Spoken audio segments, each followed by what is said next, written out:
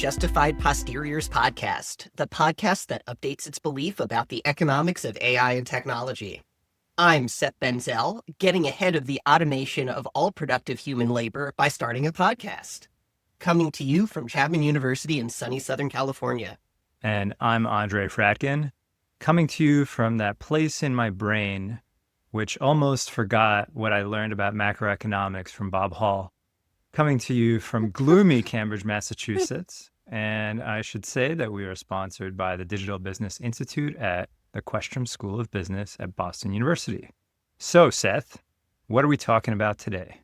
We are talking about the most important thing in the world, which is projecting AGI takeoff, and a paper that claims to add a very important element to these models. So thinking about AGI takeoff and the arrival of these superhuman technologies that can automate all our labor, but sort of intentionally trying to think through the economic feedback loops that would go with the AI and the technology development. So an ambitious, but potentially very impactful paper. So I have a question for you, Andre, which is, so as I was reading this paper about a bunch of people in gloomy Cambridge, Massachusetts, trying to project AGI, artificial general intelligence timelines, I thought to myself, if I had to assign a PhD class just one or two things to read on this subject, what would I give them? Because, there's this paper as a suggestion, but I understand you've recently confronted exactly this dilemma. Well, this was a serious dilemma, Seth. You see, I'm teaching a PhD course, and I felt compelled to offer one lecture on AGI and its possibilities, even though this class is about business topics. AGI would never affect business, Andre. Why are you wasting their time?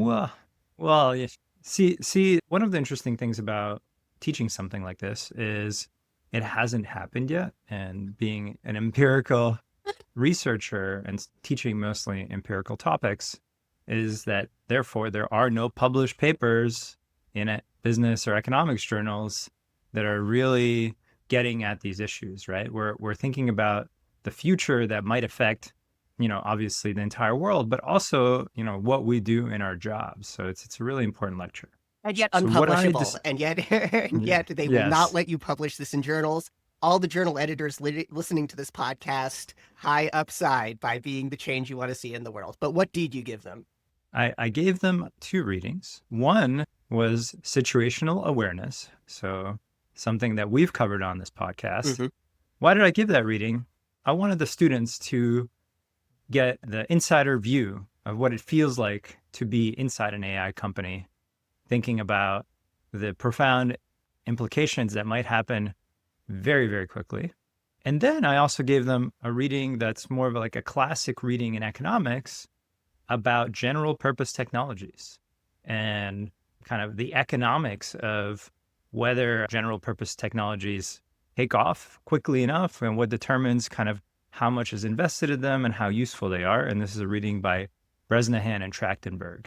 And so I thought that offered a nice contrast. Now, of course, my syllabus has many other readings that I discuss, including Andre, some other papers we've covered. I'm not worried that you're not making your students read enough. That was one worry I didn't have. I'm worried. Well, we're moving to an oral culture, right? And they're going to have to listen to the podcast if they want to pick it up. And so, but your reading list is the podcast, right? Yeah, it's a large part of the podcast, at least for this class specifically. And so it was a real joy to read for today's episode another paper that one could have put on the syllabus, but came out, too recently for me to do it. Hot off the presses, listeners. Oh, and of course, before we move on, we will put in the show notes links to the situational awareness episode that Andre listened to so you can get caught up. All right. So we're discussing this paper about a new macroeconomic model that is called GATE, Growth and AI Transition Endogenous Model. All right. And can you give us the authors? Yes. Yeah. Fine. The authors are Epoch AI Star. I'm not going to list all of them, but you're welcome to. Okay. So I will just say there's about 10 authors on the paper. Two names that jump out at me are Egi Erdil, who I know is a leader of Epoch AI, as well as Temeh. Oh, man. Or vocal. These names are some real challenges from these AI folks. Hopefully AI will help me. But I will say Tomei I have met in person in Cambridge. He brings a certain intensity to these questions. I gave some feedback on this model while it was in progress. My feedback was not 100% addressed, it has turned out, but happy to raise that limitation when we get to it. But anyway, to give some context to this Epoch AI group, is a group of scholars who have been working for the last several years on trying to track AI progress and project the implications of AI. They've kind of been ahead of the curve in talking about the implications of AI for the economy. So I take their work on this subject very seriously, even if I take it knowing that this is not straight economics. These are definitely technologists sort of first and then like kind of economists second. All right. So with that Tell kind us of about the model. introduction, well, wait, let's talk about the Tell priors. us about the The priors. priors. So Yeah. the priors, I mean, we can't forget those. I think we came up with two priors to discuss. The first one is this model useful? And then the second one is the default version of this What model does the model actually predict? So object level, what's the model predicts predicting? predicts output growth in the year 2027 of 23%. That's globally. I believe that is a It's a global, global estimate. it's a global model. Okay, 23% GDP growth rate in 2027. What is your prior on that prediction? You can't see Let Andre actually fell out of his chair. yes, I actually transcended my location in space and His time. GDP growth created was so large, he just started instantaneously levitating. I think it is extraordinarily unlikely that we will have 27% GDP growth in 2027. 1 in 1,000. Yeah, yeah, somewhere in that range. Yeah, I'm in 1 in 1,000 land too. I mean, like the easiest way to get 23% GDP growth in 2027 would be like destroying a lot of the economy in 2026. Yeah, yeah, yeah. It's a war will do wonders for GDP growth after the war. Yeah, broken windows, right? Yeah, I so Yeah. Andre, you seem rather skeptical about this quote unquote default projection of the Epic AI model. Why were you so skeptical going into reading this? Well, I don't want to say like I didn't know what the predictions of the model were before reading this. So maybe, but I guess 27% is just unprecedented. It's just hard to imagine in on such a short time frame us solving all of the adjustment frictions necessary to drastically boost production, right? Mhm. And we've talked about this many times because there's so many portions of GDP that seemingly would be very hard to increase, like housing stock. Are we going to solve all of our political issues all of a sudden? What about health outcomes research? Do we still need to run clinical trials? Are people just going to willingly submit themselves to robot operations right away? Once again, I can imagine a world where that's true, but that seems difficult to conceive in a 2-year span. But those are kind of my priors. What about you, Seth? Right. So, I mean, I also don't think of these sorts of high end bottlenecks constraining growth. When we're talking about 27% in 2027, this is not a story about whether we'll need like twice as many people in clinical trials. This is a question about like all those people who are mining ores in sub Saharan Africa by hand, their productivity will go up 27% on average, right? This Yeah. is, everybody doing like the millions of people in India doing low skilled cleaning stuff up work, their productivity is going to go up by 27%, right? It's again, that's a little bit of a loose way of talking about it, but we need on average every sector in the economy's output to go up by 27% for this to work. And man, I do not see a path to that in 2 years. I am also in, the 1 in 1,000 land of, 20% or faster growth rates. It would be historically unprecedented. It's hard to think about actually reorganizing a society fast. I don't put zero probability on it, in part just due to measurement issues, right? I could see maybe like 100 years from now when everybody is like reanalyzing the early moments of AI takeoff. And maybe if you took into account all of the quality improvements that are happening in the background, that in our distant future we'll be able to really understand How much was, quality of life improving in subtle ways that are unmeasured by GDP? I don't know. Maybe when AI starts taking off, and who knows exactly when that will be, 27% true increases in welfare are per year. I mean, even now I say per year, and then the numbers start getting crazy super duper fast. So, yeah, very Yeah. low probability on that prior. So, I guess we'll have to see whether they can convince us or not otherwise. Maybe we Yeah. can talk for a minute about the broader prior. So, the broader question is okay, we might or may not buy this model's predictions at the object level. But maybe the way I would put it is that models can do two things. They can do prediction, but they can also do scenario planning, right?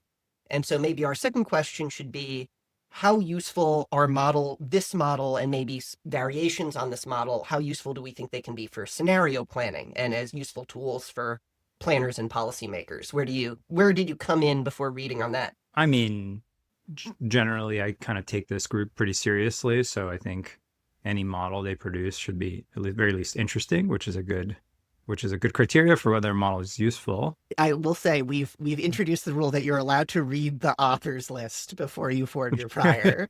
I mean, look, without getting to the details, right? The key innovation of this model is to think about effective compute, or not an innovation because people have done this before in this community. And putting effective compute into a macro model seems like a useful thing to try, Right. right? So, my prior was pretty high that it could be useful. Okay. So you say usefulness is a low threshold, a door jam is useful. This could be at least as Yeah, useful yeah. as a door jam. Yes, yes. All right. We'll have to add a very useful into our next prior. But I come in sort of with that perspective, right? Which is that hopefully this can help us as a scenario planning tool. You'll see where my beliefs move. And I maybe come in with like 90% probability that a model like this would be a useful scenario planning tool, would like move us closer to thinking about correct scenarios rather than mislead us away from thinking about the right scenarios to think about. That's where I started, is at 90%. I'll leave it as a hanger where I end up. All right. Well, in that case, do you maybe want to tell us the high level features of the model?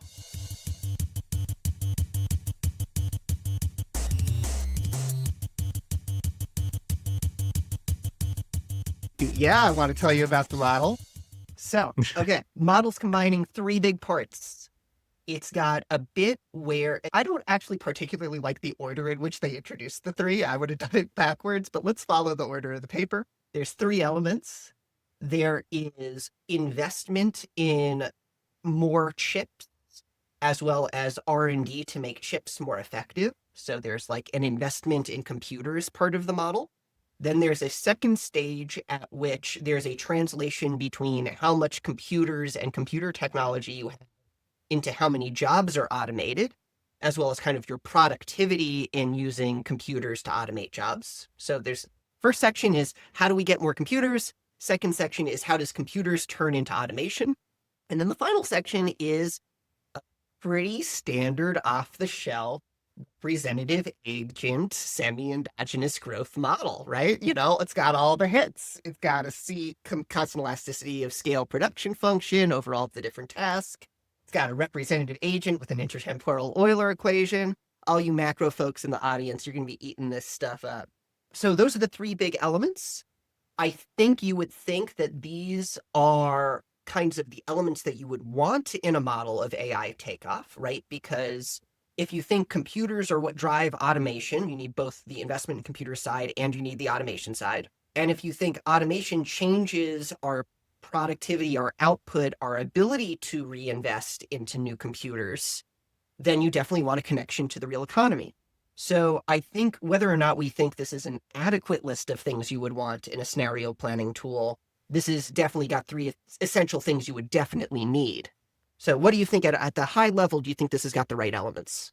Yeah. So I think those are kind of pretty critical elements. A lot of the paper, it seems like a lot of the effort actually went into figuring out, what it's not computers that's the output, right? It's the effective compute, which is a function of hardware and R&D and software R&D and so on, right? So it's they kind of spend a lot of time thinking, kind of maybe formalizing some of the reasoning in situational awareness about the orders of magnitude of effective compute. And that to me seems, there's so many functional form assumptions in that entire exercise that I would have been happier to just skip that micro foundation and to just say that we can, invest directly in effective compute. And then there's some sort of, elasticity involved there, Basically, you'd and call it a linearize. day. You'd kind of Yeah. linearize everything. Yes. Yeah. Think Yeah. I think that's basically right. I think the model is basically the most plausible when we're in that linear zone, and the really wacky shit happens once we hit like the tops of these sigmoids. So I agree with that.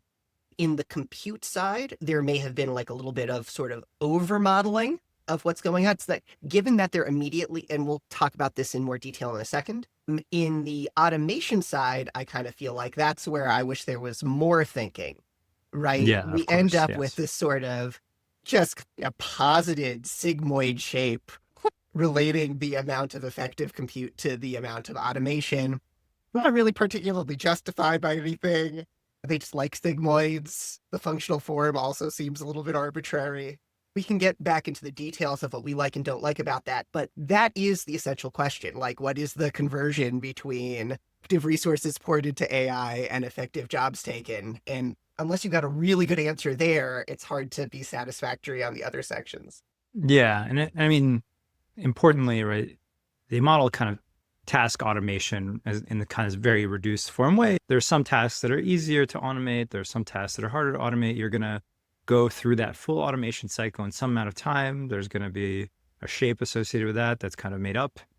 But I think they don't think about the production function very hard. And that, it's very easy to come up with examples where task automation is not going to improve productivity very much, right? Yoker The task, automation in yeah, Asamoah's phrasing. for example, the task automation of like creating the transcript for this podcast has been a solved task. Oh Well, yeah, actually, it's not true because even still, I'm tweaking it once in a while, but it's mostly done, right? just But adding in more racial slurs, right? oh, come on. I only, my key form of slurring is anything that has to do with tariffs. If it's a tariff, I slur it. That's the only thing I slur. You bleep that out, guys. Bleep it out. Listen, whoever's listening to this, bleep it out when he says, whenever I talk about blank, you bleep that part and keep the rest. All right. All right. The third part of the model. But anyway, our production function for this podcast, right, certainly includes a task of transcript. Right. But I would say that if we didn't have that automatic transcript generation, we probably just wouldn't have a transcript, right? There's kind of a lot, like there's a lot of these things in production where, what is a task, what is a job, what is the production unit, or you have to start thinking about this pretty hard if you want to get correct implications of AI being capable of doing some things, not other things. Right. I want to draw an important distinction here, right? Which is might believe that they got two different things wrong. The first question is, do you think they got the rate at which effective flops turn into automation of tasks? And the second question is, do you think that they got the way that you combine tasks right? The way that this paper does it is drawing from Osmo and Restrepo. It does that beautiful, beautiful, silly thing of saying that the output of all tasks and the output of work in the economy is a constant elasticity of substitution function between all of the tasks in the economy. And then they plug that into a Cobb-Douglas. We'll come back to that. Okay, so in other words, let's say there's three tasks in the economy. There's clipping hedges, being a doctor, and flying planes, right? And they say those are three jobs. And they say we've already automated flying planes because they assume that we started with 10% of the jobs in the economy are currently automated. By the way, in terms of just like funny numbers that come out from nowhere in this paper, that's one of my favorites, is right now 10% of jobs are automated. No idea what that number is. Well, we have calculators, right? So before we would have had to do the calculation by hand, 10%, right? Exactly. Yeah. That was exactly the percentage of time. Okay, so you got these three jobs.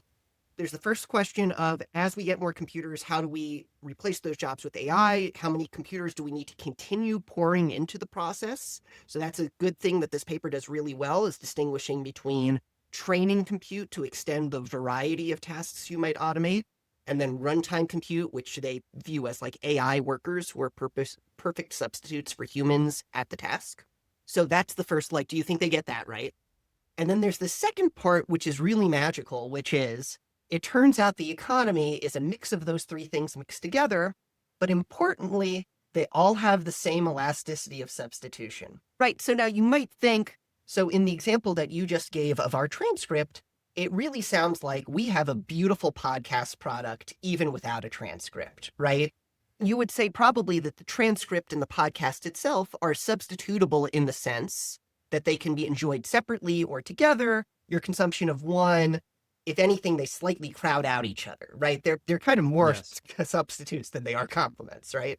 Whereas, somebody washing your hair before you get your barber cut and then somebody actually cutting your hair, those are sort of essential complements. You got to do the first in order to do the second. This comes even before we talk about splitting up jobs across people.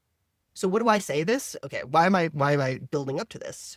The premise of this paper requires that every pair of tasks have the same elasticity of substitution. In other words, this paper requires you to take a stance on the elasticity of substitution between trimming a hedge and driving a bus. I don't even know how you would start at estimating that elasticity of substitution, Andre. And yet this paper thinks there's one number that you can just go out there and know for it. Yeah, yeah. I mean, to be fair, they're not unique in this, since macroeconomists do this sort of stuff all the time. But I do think, in this case, it is very important that to get this right. Let me ask you like another question. Please. Let's say that the AI starts to be capable of automating more and more tasks.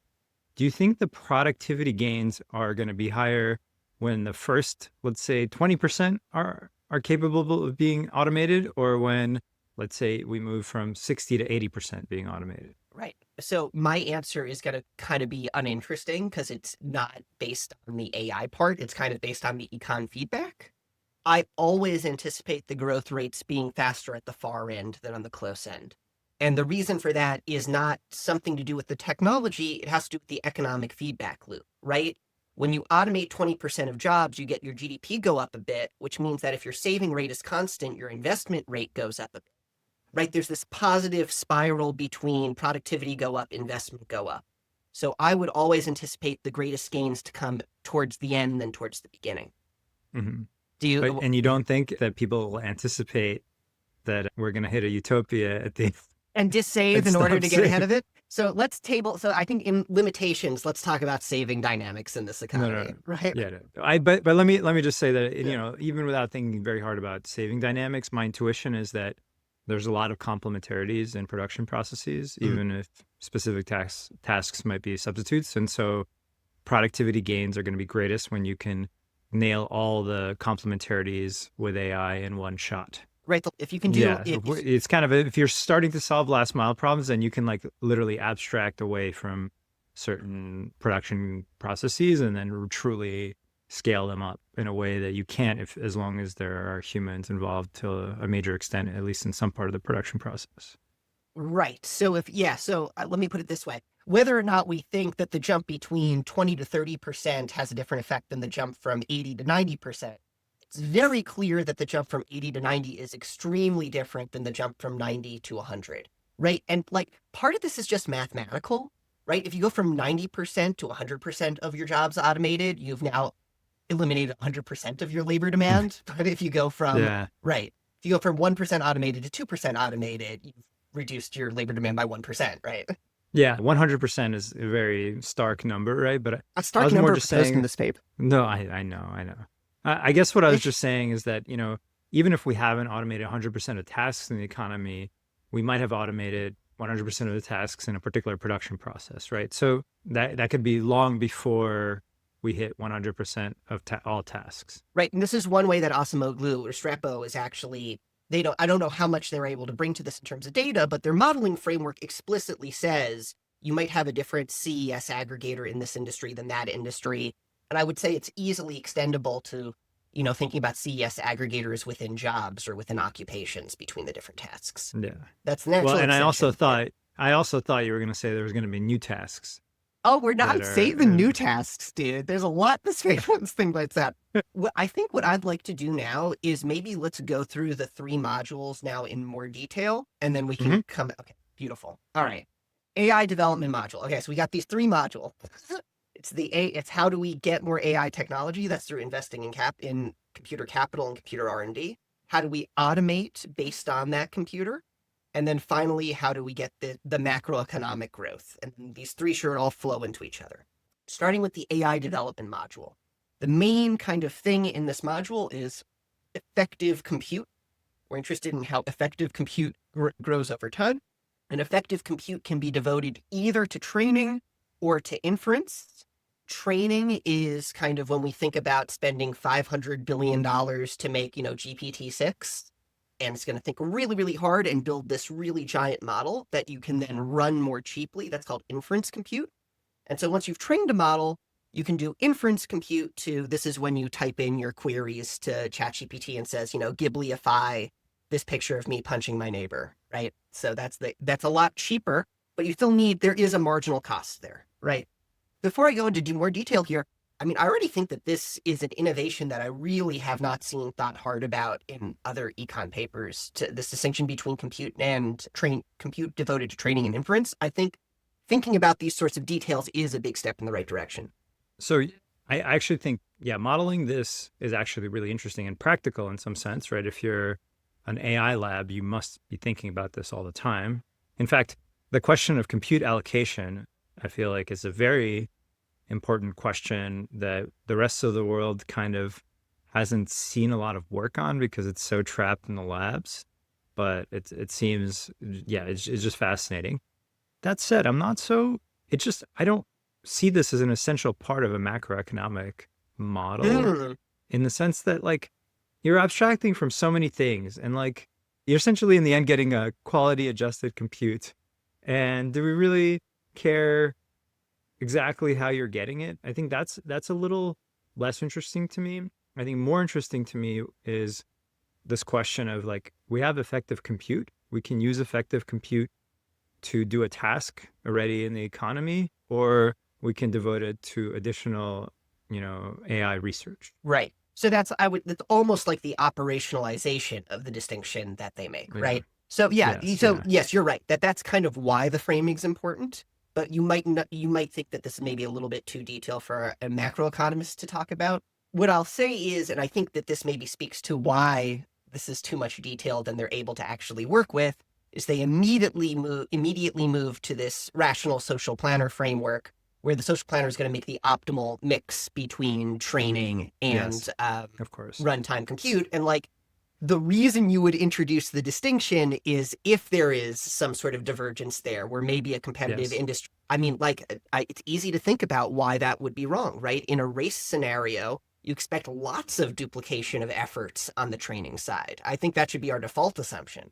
That's fascinating, right? Because now we're going back to my syllabus is that the paper on general purpose technologies kind of suggests that we have vast underinvestment in general purpose technologies because you don't appropriate the gains. Mm. So which one of them wins out, the race condition or the underappropriability of the research? That's not obvious to me. Yeah, I that's a would great point. guess I would guess actually that the underappropriability of the research wins out. That's kind of my guess. Right. Okay. That's So, bigger. Andre, you're making a huge point here, right? Which is that the model is assuming that like perfectly rational social planner gets 100% of the gains from automation. Slight mischaracterization of reality. I'm not even talking about like we could get overinvestment because of race scenarios. I'm thinking about wasteful duplication because of race scenarios, Mhm. which is, of course you can get in all pay auctions, which is kind of what a race is. You can certainly get overinvestment in aggregate. Yeah, it just goes to show that this is a little bit of a simplification. This is macroeconomics though, right? This is more your world than mine, Mm. right? But isn't it always a simplification? So, how would I think about this? So, obviously, macroeconomists have a lot to say about the appropriability of innovation. Obviously, that's usually ex post, really hard to do ex ante. But I think the idea of training being completely not there being no duplication there. I think that's of first order importance. I would divide all of these training numbers by 5 leading labs. Now, maybe it turns out because things are growing in orders of magnitude that like dividing by 5 is only going to slow things down a single year. But I'd love to see that as a module here, like how much redundancy I think there is. And to be clear, though, some of the compute is not spent on R&D. Some of it is spent on other things, right? So in that case, there wouldn't be duplication. So only partial spend of the compute is potentially duplicated, right? Well, let me put a very fine point there. There's compute is used for 2 things. It's used for automating new jobs, and it's used for running that automation, the runtime compute. Yes. R&D actually just comes out of the general government budget. It's like used to call this in macro. This is like a laboratory equipment model, right? If you want more AI research, you just put like fancier beanbag chairs in the AI research lab, right?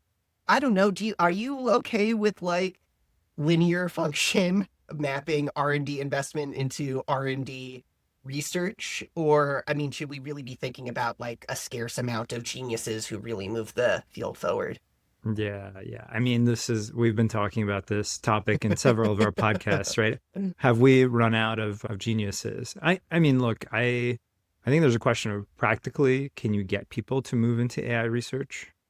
I think there are definitely way more geniuses than those that are working on AI research. I don't think, you can see people have entered the field with very little kind of prior training and have been very successful. So I just don't believe that we're anywhere close to tap down on talent, but I think getting the talent in is hard. Like think about, certainly some of our colleagues in our profession could be great AI researchers, and yet they have not been, successfully converted. Like they haven't dropped everything they're doing and started, working on AI or, let alone working on advancing frontier AI at a research lab. Right. It just reminds me of the Basel paper, right? Is AI coming? Well, are smart people acting like AI is coming? Some are. Some are. That's the answer. All right. Any thoughts you want to add on the compute module before we move on to the automation and work module? I mean, you want to talk about this theoretical limit of compute thing, the number that they plug in? No. I mean, I guess there's a key assumption, right? That there's some amount of compute that gets you automation, that gets you full AGI. automation, right? And the answer is between 10 to the 27 and 10 to the 41. They just know. That's the range. And look, like I'm willing to buy that's enough compute to achieve full automation. I have no doubt. It's a big number. The question is, conditional on having that compute, are we guaranteed to get it? And how long will it take to get? And I think, if you posit the kind of self-improving AI models world, then you'll get it pretty quickly. But if we haven't figured that out, then it may take a long time, even with a ton of compute. You're talking about data pipeline here, right? So not even just data pipeline, just, we haven't stumbled on the right algorithm or the right way to unhobble the model or, whatever. Well, I remember when we talked about situational awareness, episode 2, flip back, or whatever episode it is, I came out of that feeling like there's approximately a 50% shot we can do AGI with current architectures versus we need like a whole nother, paradigm shift in innovation, right? Is this kind of the same question for you? It's like, do we need one more paradigm shift, or is it this plus scaling enough? Even if we don't need a paradigm shift, let's just say like we just need to rely on reasoning as currently construed, getting it the right way to reason, to do what we want it to do in the right way, right? Like it might take time. It might take time to figure out how to do that, right?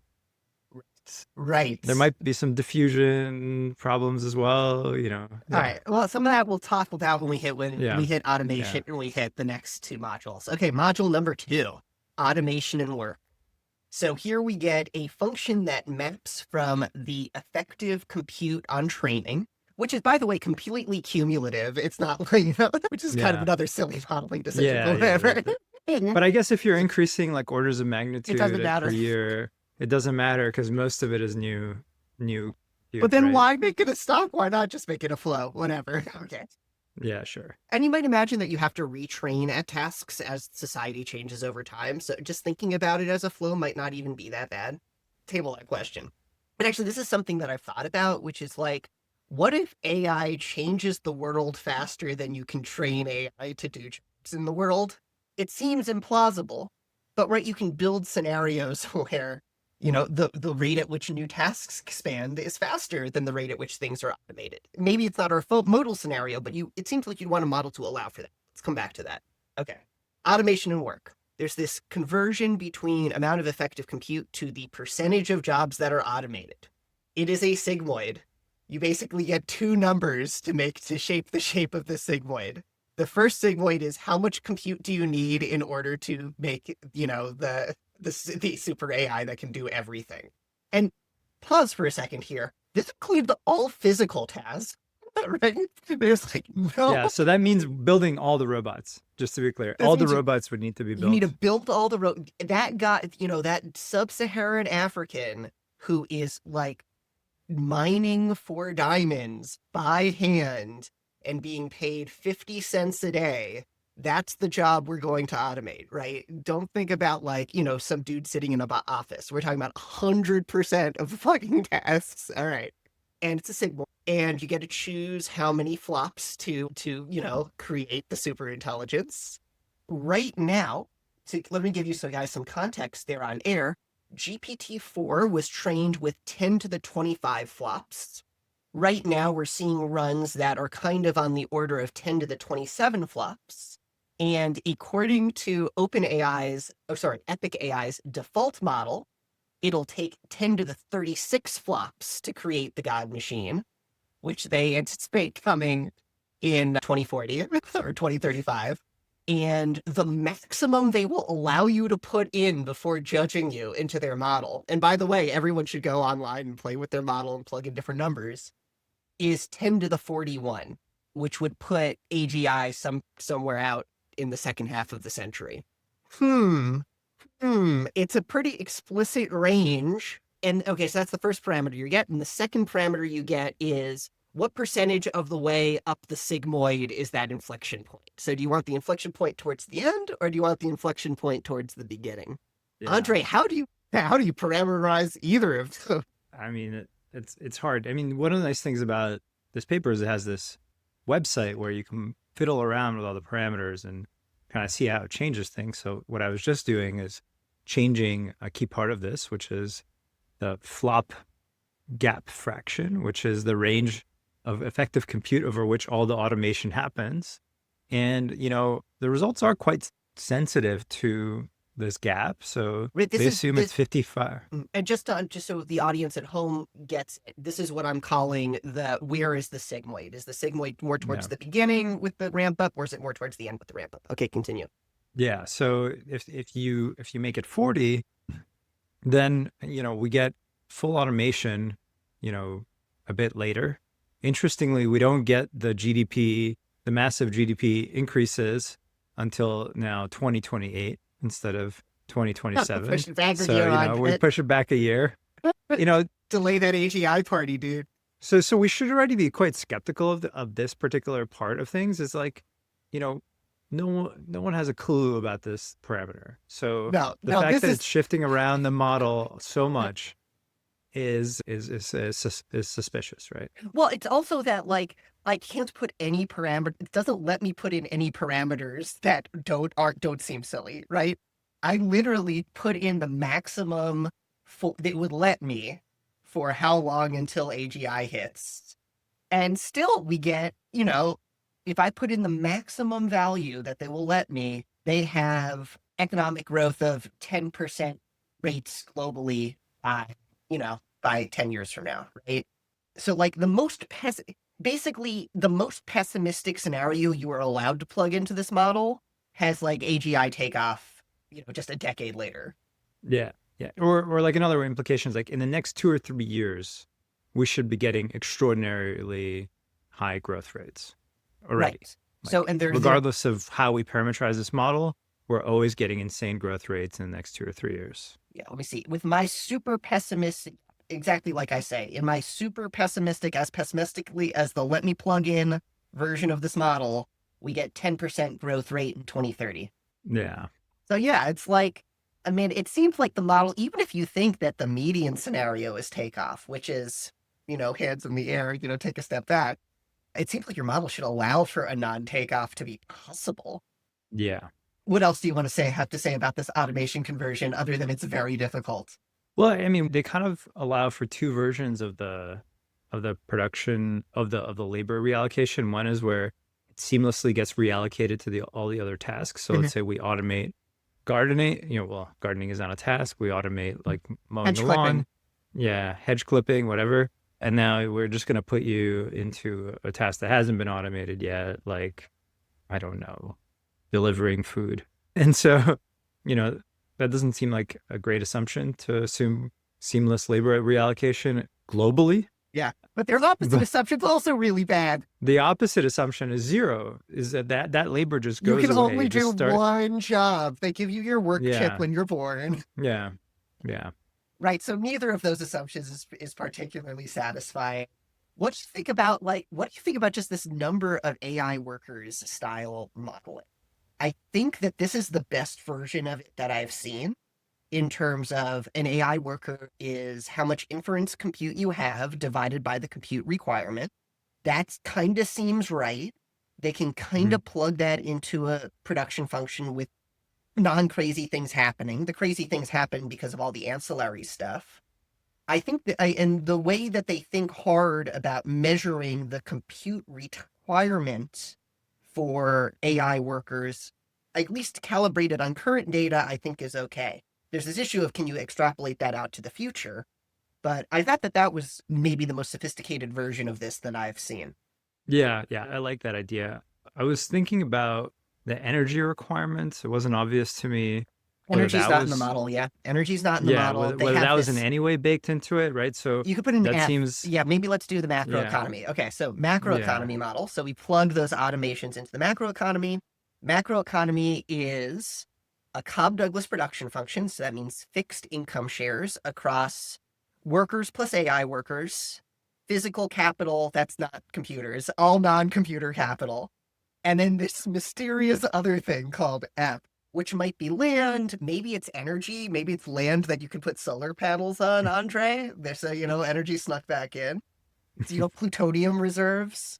Yeah, I thought that was an interesting thing to think about. Like, I think as one of the things economists almost always tell AI people in these discussions is that there's certain things like beachfront property that are hard to imagine increasing due to AI. I mean, you can imagine it, of Yeah, don't course, tell but Doha that. yeah, yeah, yeah. I mean, you can, but people want to live in specific places, so on and so forth. I'm There's so wagering it many, on, Andre. I just invested my entire life savings into Southern California real estate. So, yeah, yeah, just put down a 20% deposit. So, congrats. yeah, this That's, is the right time to get out of the market, right? yes, yeah. As we record for future listeners, Trump's tariffs have just stacked the global economy over the head. So I don't know. Maybe we'll do a tariffs episode, tariffs and AI episode someday soon. That would be fun. But yeah, I guess what I was thinking here is that I can imagine Cobb Douglas, right? It's a very simple model, but it does seem that perhaps these like scarce resources will bind more and more the more other stuff you have, and there isn't kind of a sense that this is not a model where that happens, right? Right. It reminds me a lot of it happens Yeah, a little it bit does remind within me of your labor. model. Oh, Yeah, it reminds me of your model a lot. Yes. reminds me of my model with Eric Brynjolfsson, currently under review, digital abundance and scarce genius, whereas AI becomes more productive. There's a scarce complement of certain kinds of workers who are able to implement the AI. And if those guys are gross complements to the AI, then their share of the economy will increase, and that'll show up in things like rents to entrepreneurs, the compensation of CEOs. We have seen that. So I think a really natural and sort of easy extension to this model is just to have that F guy be a gross complement to everything else. Yes, yes. I totally. What else do we want to say about this? Oh, well, let's talk about the representative agent a bit, because I want to smash this guy around. Okay. So there's a representative agent in this model that makes all of these investments perfectly and rationally to maximize lifetime welfare. All right, I don't know if you've been to the world today, but there's a little bit of a disagreement between countries about where production should be located and how much investment should happen in the future. So, at its face, this seems like the incorrect way to model how the world works. even if you wanted to kind of abstract away from country level tensions, there's this issue, which is that individuals are definitely situated in their life cycles when they're making savings decisions. So, for example, we just read that Basel paper that really emphasizes, that's a paper that says because interest rates are low, AGI isn't coming soon. See our show notes for the episode reference. In that paper, people might dissave because of the incoming AI, shocks, because they're worried that their money will be, they'll be able to buy whatever they want in the future anyway. So let's move some of that Yeah. money to the present. In this, that kind of does happen in this paper, right? So they have an elasticity of substitution between, or rather, they have it's called a risk aversion preference, but in this context, we'll think of it as a how much more do you save when interest rates go up preference. In this model, they choose a parameter such that when it looks like the future is going to be really good and interest rates go up, people will dissave, right? I think that's right, but I think this model perhaps even underestimates to the extent that the dissaving will happen. The dissaving happen to the extent that you actually get severe kind of reductions in the ability of the economy to reinvest into the next generations of technology and the next generations of physical capital that are able to, actually implement these AIs. So I think, and the dynamic that I focus on is this question of, do the people making capital income have the same marginal propensity to consume as the people making labor income? What this model posits is the most massive shift in who makes money of all time. It is positing that we go from 2/3 of the money being made by workers and 1/3 by capital to 100% of the money being made by capital. That means different people are going to be making spending and saving decisions. And I think more important than some sort of representative agent's gross utility function, which doesn't make even fucking any sense anyway, is like, are we reallocating money towards short-termy people or long-termy people? I think that's the relevant question. I mean, I do think this ties very much into just the question of appropriability and kind of, is the economy over investing or under investing in AI technologies in general, right? I mean, it's easy to pick at the representative agent model. I mean, I guess given this is the first model with effective compute in it that's a macro model, I'm not like offended that they would make it a macroeconomics model. It's a step. Another way to think about like almost all of Chad Jones's papers are representative agent models. If you want to hear us shitting on Chad Jones's papers, listen to the previous episode. See the show notes. I don't know. I think we thought those papers were very useful, right? So I'm not offended by this, but at the same time, it's not adequate. And there's even a sense in which it's not optimistic enough. Why? Because the overall technology level in the economy is not influenced by the level of compute. Right. What do I mean by that? So in this model, even though everything gets automated and global GDP shoots through the roof, we haven't used this technology to invent any new technology. No, not a single new thing.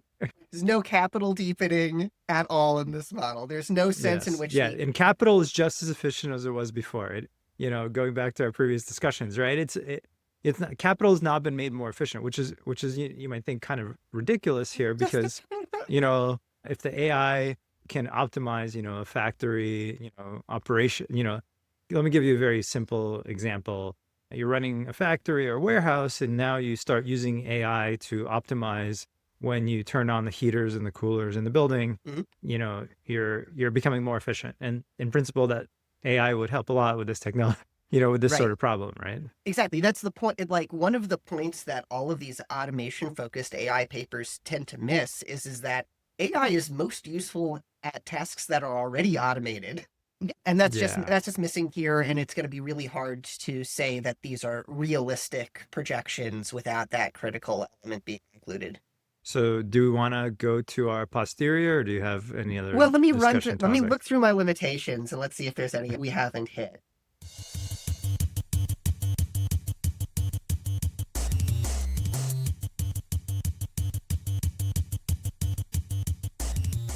So we talked about this sort of simplifying assumption that the compute stock is just aggregating over time. There's no sense in which, like, you know, they get deprecated, or you wasted a run, but whatever. That's if anything a limitation I'll tolerate.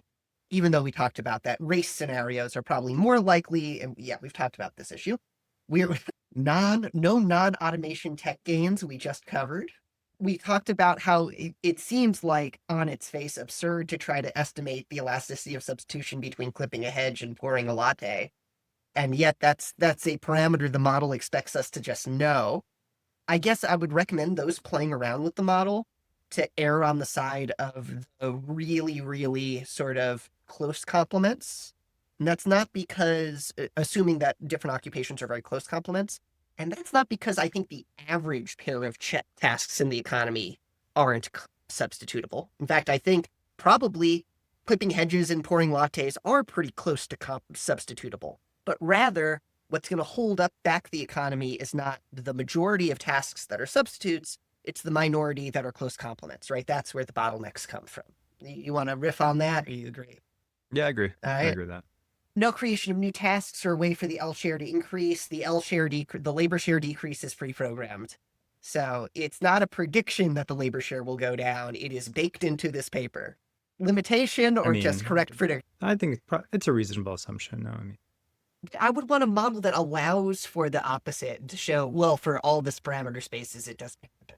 That's kind of what, but creation of new tasks, that's another functional form, would be hard to estimate. creation of new tasks is interesting. I'm more thinking about labor. I mean, global labor supply should be going down due to fertility rate decrease. I mean, I don't think they should try to tackle that question here. Right.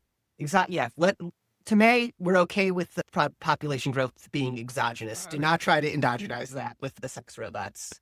R&D uses raw GDP as input rather than scarce geniuses. I think you basically are comfortable with this. You think that there's spare brain capacity for AI if we threw money at it. But I don't know. At a certain point, I think there is adjustment friction. I think there's spare AI, but there's spare talent, but convincing it to work on AI is not that easy. Fair enough. Yes, they're probably obsessed with something else like model trains or painting Warhammer figures. All right. Physical embodiment necessary for some physical AI tasks. So this model basically treats all physical capital as the same. But if you really were taking this model seriously, it seems like in order to get to the full automation world, you basically need to replace all of today's capital with a completely different capital system, right? Yeah. And so basically the physicality of many of these tasks, I think, is just basically underthought about by this model. Yeah. And that could be, by the way, like a very reasonable thing that could be very slow, right? Like building, just thinking about like car production processes, it's hard to build a lot of cars, but now if we want to build a lot of robots, that seems like a similar complexity issue. You can imagine that for example, we still haven't electrified the entire, car fleet, and thinking similarly about robots, it'd take a while. All right, last and most important topic, not to beat the bush, which is the super simplified saving and reinvestment decisions. So we talked about why that's wrong in a race scenario, but I just want to emphasize this, which is in my opinion, I told Time this when we sat down for lunch a year ago. I said, just have an exogenous saving rate, right? And then I can play around with whether I think the saving rate's going to go up or go down. Because basically, when I play with this model, the only thing that representative agent's welfare function thing does is pin down the saving rate. And it does it in kind of an unrealistic and, in my opinion, confusing way that actually has like a lot of leverage over welfare implications. We don't want it to do that. We just want it to give us a saving rate. So just fucking have an exogenous saving rate, and then you can cite my paper saying it'll go up or go down, cite somebody else's paper saying it'll go up or go down. Andre, back me up on this. Yeah, I mean, I don't have as strong of an opinion as you Because on the this government, I mean, this particular other thing is that question. like there's this huge government lever on the saving rate, right? Which is you can run giant deficits or not. That's a choice variable. It's completely unmodeled here. Just let fucking saving rate Yeah, be a no, choice no, no, variable. that's fair. And just in general, if we think about, the scenarios with the Manhattan Project where like, Leopold convinces the government to do it, that's going to posit a very different savings rate than, or investment rate than models where it doesn't happen. Precisely. Well put. Right. So we kind of politically have decisions about how much we want to invest in this technology, primarily going to be determined by welfare decisions of this one theoretical global representative agent. So it seems like the wrong approach there. I'm ready to move to posteriors if you are, Andre. All right. Yeah, I'm ready.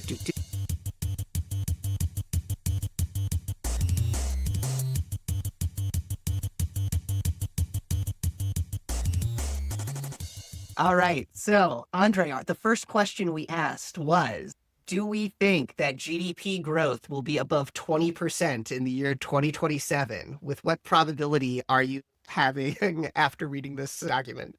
I mean, look, it's still tiny.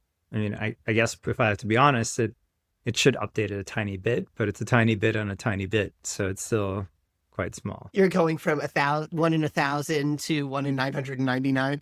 Something like that. Yeah. Where do I come at this? 20% growth rate in 2027? Am I moved? So I came at this with also thinking, maybe 1 in 1,000 or less chances of this happening. Having read this paper, it moved me in the direction of takeoffs leading to large numbers in GDP. Here's the thing, is like, even I'm like trying to talk myself into it, right? Like, think about the world where like literally we got AGI tomorrow, right? And I think that's like the only way we could even get 20% growth in 2027, right? We have AGI tomorrow. It's just a matter of compute to do any, let's say, AGI for non-physical tasks.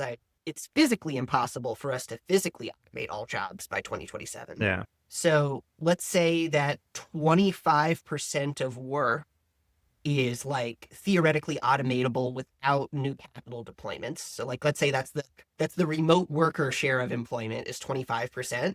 You'd have to do 100% of that being automated, right? This is kind of, now I'm using the Daron Acemoglu simple macroeconomics of AI, see show notes to try to like back of the envelope this.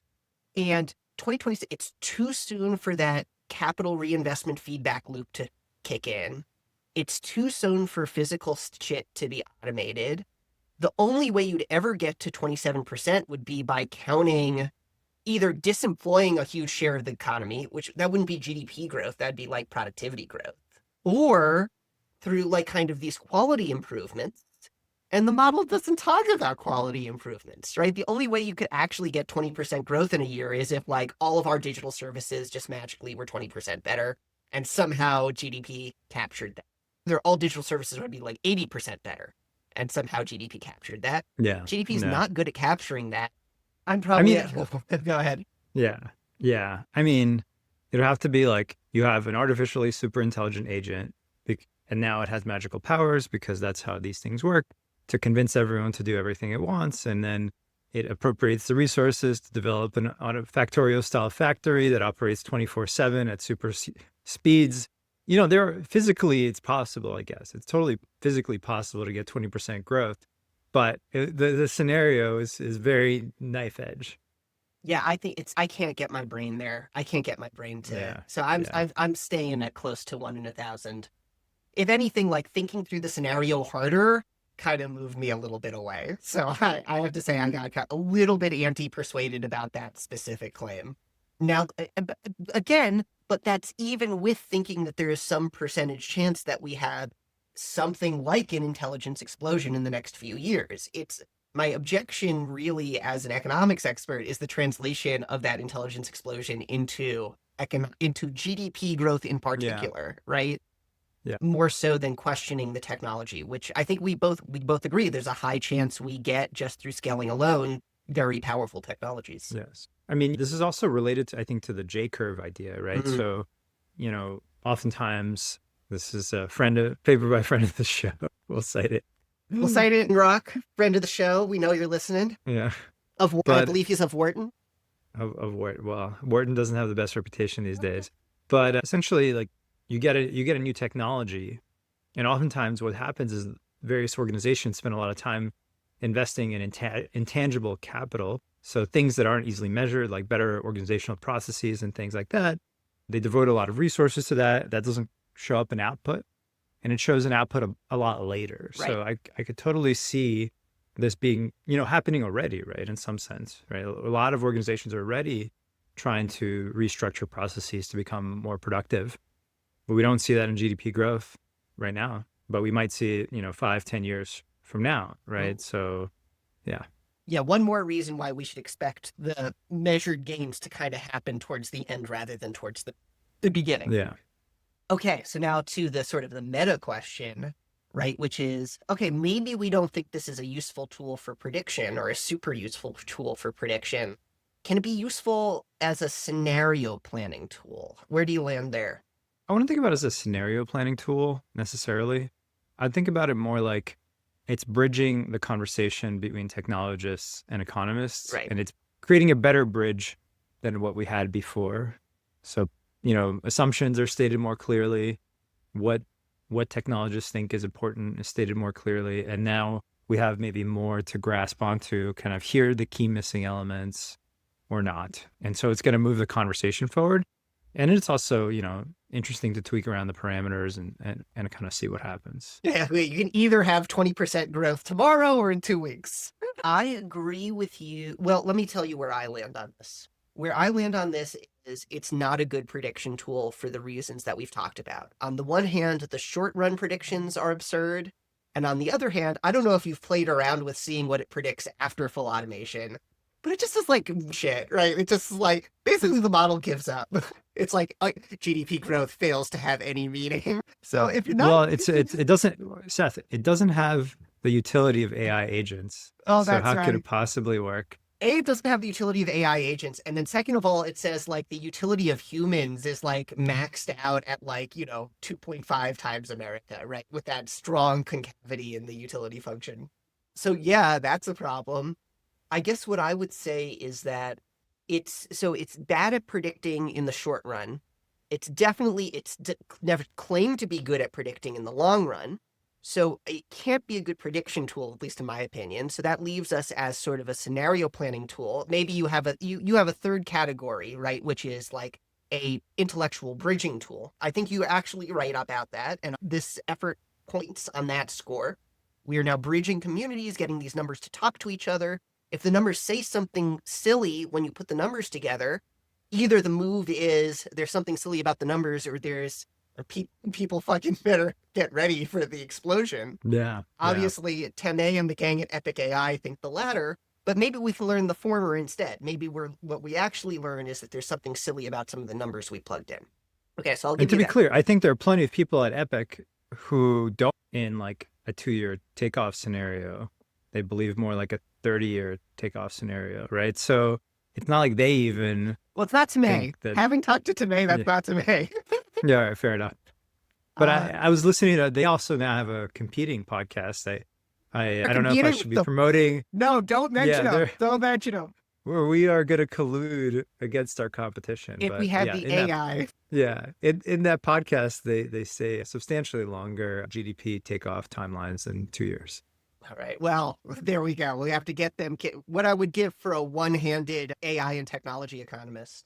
All right. So, what are my last thoughts here? My last thought is what would make this better as a scenario planning tool is if there were explicit introduction of the relevant levers that policymakers have in order to kind of nudge this one way or another. It doesn't need a detailed version, but what's a version of this where the government has some regulatory choices that maybe change the conversion rate of AI compute into automation, right? And that could be either thinking about like occupational licensing, regulations, or, safety checks that slow down development, right? So I'd want to see kind of that knob in here, like a government, how much do we want to speed up or slow this down knob, as well as just sort of government fiscal policies, right? So one thing I really think super hard about in these fast AGI takeoff scenarios is the sustainability of government fiscal policy.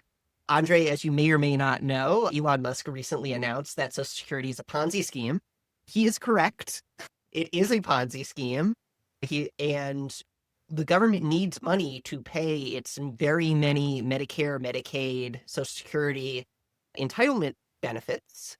What's going to happen in the next 5, 10, 20 years is that if we actually do get an AGI takeoff, will be A, an increase in growth rates, which should hopefully help fiscal sustainability. But on the other hand, one, huge new calls for government spending, whether that's social support for people losing their jobs or whether that's military spending as we get into some sort of crazy fucking arms race.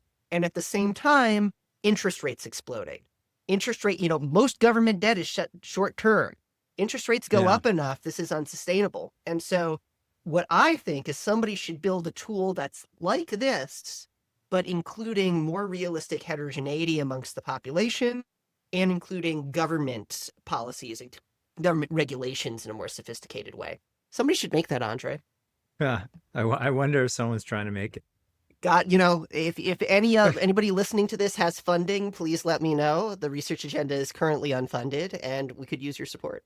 All right. So do you want to wrap up here? I think this is a natural place to leave it, which is we like where this is going kind of as an intellectual contribution, but it's not quite a practical tool yet. That's kind of where I leave. All right. Well, thanks for joining us for another episode of Justified Posteriors. Please like, comment, and subscribe to our podcast. And do let us know if you have any, feedback. Feel free to tell us.